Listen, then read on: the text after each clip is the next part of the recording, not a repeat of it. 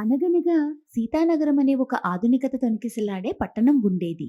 ఆ పట్టణంలోకి ఒక ఆవిడ తన మనవరాళ్ళను తీసుకువచ్చింది. ఆవిడ నడకలో ఒక ఆత్మవిశ్వాసం స్పష్టంగా కనిపిస్తోంది. ఆవిడ వెంట ముగ్గురు మనవరాళ్ళు ఉన్నారు.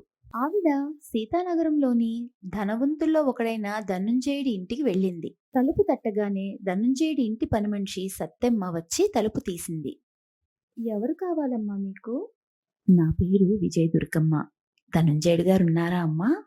పిలుస్తానుండండమ్మా అంటూ సత్తెమ్మ లోపలికి వెళ్ళింది. మరుక్షణంలో ధనుంజయుడు వీధి తలుపు దగ్గరకు వచ్చాడు.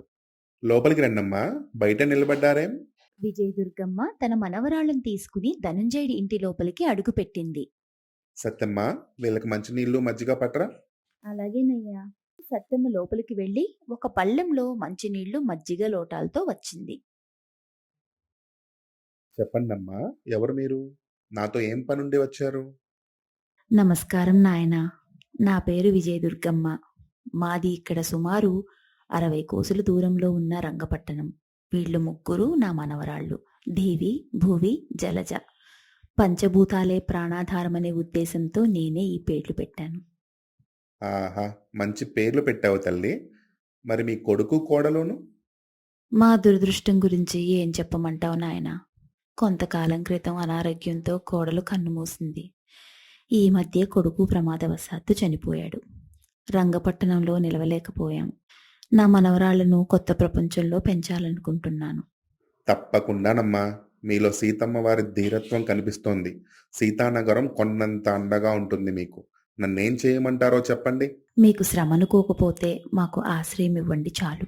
భుక్తి కోసం నేను ఏ పనైనా చేయగలను. తోబుట్టు లాంటి వారమ్మా మీరు. మా ఇంటి వెనుక భాగంలో 3 గదుల ఇల్లుంది. అందులో ఉండండి. ఇక మీ బోటి వారు ఏ పని పడితే ఆ పని చేయడాన్ని నేను జీర్ణించుకోలేనమ్మా. మా ఊరి రామాలయంలో మీరు స్వామివారి సేవ చేసుకోండి. మీకు వేతనం ఏర్పాటు చేస్తాను. చేతులు జోడించి విజయదుర్గమ్మ, ధన్యవాదాలు నాయనా, చాలా సంతోషం. తన మనవరాళ్ళు దివి, భువి, జలజతో ధనుంజయుడి ఇంటి వెనక భాగంలో ఉన్న ఇంట్లోకి దిగిపోయింది. మర్నాటి నుండే విజయదుర్గమ్మ రామాలయానికి వెళ్లడం ప్రారంభించింది. ఆమెతో పాటు మనవరాళ్ళు కూడా వెళ్తున్నారు. నలుగురూ కలిసి గర్భగుడిలోని పాత్రలు, దీపపు కుందులు, మిగతా పూజా సామగ్రి అంతా శుభ్రం చేసి అర్చకుడు గోపాలాచార్యుల వారికి అందించడం చేస్తున్నారు. మొదటి రోజునే ఓవైపు పాత్రలన్నీ శుభ్రం చేస్తూ విజయదుర్గమ్మ శ్రావ్యంగా విష్ణు, లలితా సహస్రనామాల్ని ఆలపించడం అర్చకుడు గోపాలాచార్యుల వారికి అమితాశ్చర్యం కలిగించింది. ఆనందం కూడా వేసింది. సరిగ్గా అదే సమయంలో రోజులాగే స్వామివారి దర్శనానికి వచ్చిన ధనుంజయుడు కూడా చెవులు రిక్కించి వింటూ అలా నిలబడిపోయాడు. ముందు వెళ్లి ప్రదక్షిణలు చేసి తీర్థప్రసాదాలు స్వీకరించాక వచ్చి కూర్చున్నాడు ధనుంజయుడు. విజయదుర్గమ్మతో ధనుంజయుడు, దుర్గమ్మ, నిన్న వచ్చినప్పుడు మీరు ఈ విషయాన్ని నా దగ్గర ఎందుకు దాచారు? మీరు ఇంత బాగా పాడగలరని నాకు ఇప్పుడే తెలిసింది. అయ్యో, నాదేమన్నా గొప్ప స్వరమా నాయనా చెప్పుకోవడానికి? ఏదో ఇంట్లో పూజ చేసుకునే సమయంలో చదువుకునే స్తోత్రాలు అలా ఊసిపోక ఆలపిస్తూ ఉన్నానంతే. మీరలా అనకండి. రేపటి నుండి సాయంత్రాలు ఆలయానికి భక్తులు దర్శనానికి వచ్చిన సమయంలో మీ శ్రావ్యమైన స్వరం వాళ్ళ చెవుల్లో పడాల్సిందే. దయచేసి నా మాట కాదనకండి దుర్గమ్మ. అంతే. మర్నాటి నుండి విజయదుర్గమ్మ ప్రతిరోజు సాయంత్రాలు దేవాలయ ప్రాంగణంలో కూర్చుని సహస్రనామ స్తోత్రాలు, భక్తి గీతాల్ని ఆలపించడం మొదలుపెట్టింది. మనవరాళ్లు కూడా శృతి కలుపుతూ ఉన్నారు. భక్తులకు ఇదొక ఆధ్యాత్మిక అనుభూతిని కలిగిస్తోంది. ఇలా కొనసాగుతూ ఉండడం తర్వాత ఓ 2 రోజుల తర్వాత పక్క ఊరికి పని మీద వెళ్లి వస్తున్న ధనుంజయుడికి ఒక సంఘటన కనిపించి చాలా ఆశ్చర్యపోయి తను వెళుతున్న బండిని ఆపమన్నాడు. దానికి కారణం విజయదుర్గమ్మ తన మనవరాళ్లతో కలిసి కుస్తీ శిక్షణ ఇచ్చే శిబిరం దగ్గర నిలబడి ఉంది. విజయదుర్గమ్మ ఎందుకొచ్చిందో కనుక్కుందామని ధనుంజయుడు అటువైపు వెళ్ళాడు. సరిగ్గా అప్పుడే కుస్తీ శిక్షణ ఇచ్చేవాడు విజయదుర్గమ్మతో ఏదో వాదిస్తూ ఉన్నాడు. అమ్మా, ఆడవాళ్ళకి కుస్తీ నేర్పించడం ఎక్కడైనా ఉందా అసలు? బాబు, నా కొడుకులాంటోడివి. నీకు మీ అమ్మ చిన్నప్పటి నుండి పురాణ ఇతిహాసాలు చెప్పే ఉంటారుగా. ఆ, చెప్పారు. అయితే ఏంటిప్పుడు? మరి సీతమ్మ వారిని అడవిలో వదిలేస్తే ధీరత్వంతో నిలిచి గెలిచిందని మీ అమ్మ చెప్పిందా లేదా? భర్త అలసి సొలసి స్పృహ తప్పిపోతే సత్యభామ నరకాసురుని సంహరించిందా లేదా? ఎంతోమంది అసురులను దుర్గమ్మ సంహరించిందా లేదా? మరి మన పురాణ ఇతిహాసాలలోని శక్తివంతమైన దేవతలను ఒకవైపు పూజిస్తూ ఇప్పుడు మహిళలు మాత్రం అబలలుగానే ఉండిపోవాలనడం ఎంతవరకు సబబు చెప్పు? నీకిదేమన్నా న్యాయం అనిపిస్తోందా? ఇవన్నీ విన్న ధనుంజయుడు చప్పట్లు చరిచాడు. విజయదుర్గమ్మ మనవరాళ్ళు వెనక్కి తిరిగి చూశారు. చాలా బాగా చెప్పారమ్మా. శిక్షకుడితో ధనుంజయుడు, ఒరే సూరిగా, ఆవిడ చెప్పిన దాంట్లో తప్పేముందిరా, నువ్వే చెప్పు. నిజమేనండి అయ్యా. కానీ నిజమే అనడం కాదురా, మన సీతానగరానికి ఉత్తరాన 6 కోసల దూరంలో ఉన్న వైశాలి నగరంలో స్త్రీ వస్తాదులున్నారు. వాళ్ళని పిలిపించి ఈ 3 అమ్మాయిలకే కాదు, ఊళ్ళో ఉన్న అమ్మాయిలందరికీ కుస్తీ నేర్పించే బాధ్యత నీదే. మన దుర్గమ్మ చెప్పినట్టు నేటి స్త్రీ సబలగా జీవించాల్సిన అవసరం ఎంతైనా ఉంది. అలాగేనండి అయ్యా. దుర్గమ్మ, మీలో నాకు సమాజాన్ని ఉత్తేజపరిచేందుకు జన్మించే స్త్రీమూర్తి కనిపిస్తున్నారు. మీరు రావటం నిజంగా సీతానగరం చేసుకున్న అదృష్టం. ఆ మర్నాడే కుస్తీ శిక్షకుడు వైశాలి నగరం నుండి స్త్రీ వస్తాదుల్ని పిలిపించాడు. దేవి, భూవి, జలజ కుస్తీ నేర్చుకోవడాన్ని చూసి సీతానగరంలో ఇతర తల్లిదండ్రులు కూడా ఉత్సాహంగా తమ కూతుళ్లను కూడా కుస్తీ నేర్చుకునేందుకు పంపిస్తున్నారు. అంతలో మరొక మాసంలో విజయదశమి సమీపిస్తున్న సందర్భంగా సీతానగరంలో సందడి మొదలైంది. ఒకనాటి సాయంకాలం రామాలయంలో విజయదుర్గమ్మ శ్రావ్యంగా భక్తి గీతాల్ని ఆలపించిన తరువాత ధనుంజయుడు వచ్చి కూర్చుని ఆమెతో కాసేపు పిచ్చాపాటి మాట్లాడసాగాడు. దుర్గమ్మ, నాదొక చిన్న విన్నపం. ఏం లేదమ్మా, ప్రతి ఏటా మన రామాలయంలో నవరాత్రుల్ని అత్యంత వైభవంగా నిర్వహిస్తాను తల్లి. ఈసారి మీరు ఉన్నారు కాబట్టి ఈ 10 రోజులు రోజుకు అమ్మవారిని సేవించిన సందర్భంగా ఏ రోజుకు ఆ రోజు అమ్మవారి గురించి భక్తులందరికీ మీ శైలిలో వివరించమ్మా. అయ్యో, ఎంత మాట నాయనా, అది నా అదృష్టంగా భావిస్తాను. నవరాత్రులు రానే వచ్చాయి.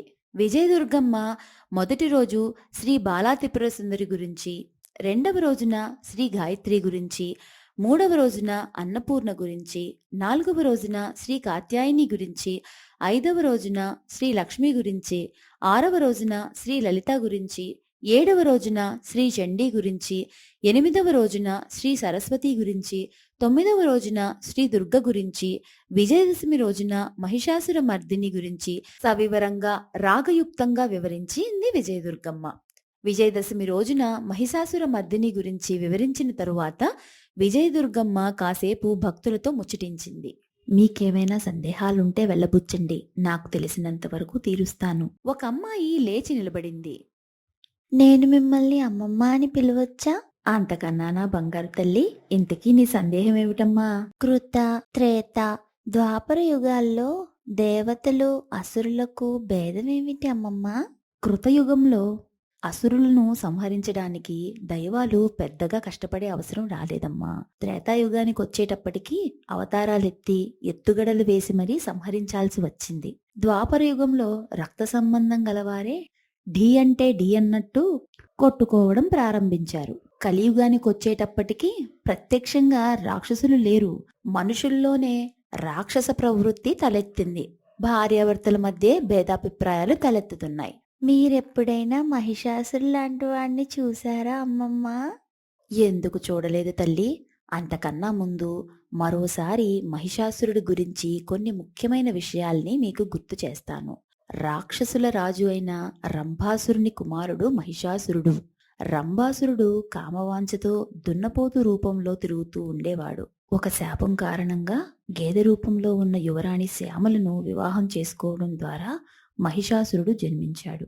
మహిష అంటే సంస్కృతంలో గేదె అని అర్థం. మరియు అతను కోరుకున్నప్పుడు మనిషి మరియు గేదె రూపాల మధ్య మారగల సామర్థ్యాన్ని కలిగి ఉండేవాడు. మహిషాసురుడు బ్రహ్మదేవుడికి తీవ్రమైన తపస్సు చేసి దేవతలు, మానవులు లేదా మరి ఇతర మగజీవి చేత మరణం లేకుండా వరం పొందాడు. కేవలం ఒక స్త్రీ చేతిలోనే తనకు మరణం సంభవించాలని కోరుకున్నాడు. ఎందుకంటే స్త్రీలు తన బలానికి సరిపోరని అతను భావించాడు. ఈ వరంతో విర్రవీగిన మహిషాసురుడు స్వర్గలోకంపై దాడెత్తి దేవతలను ఓడించి వారిని తరిమి కొట్టాడు.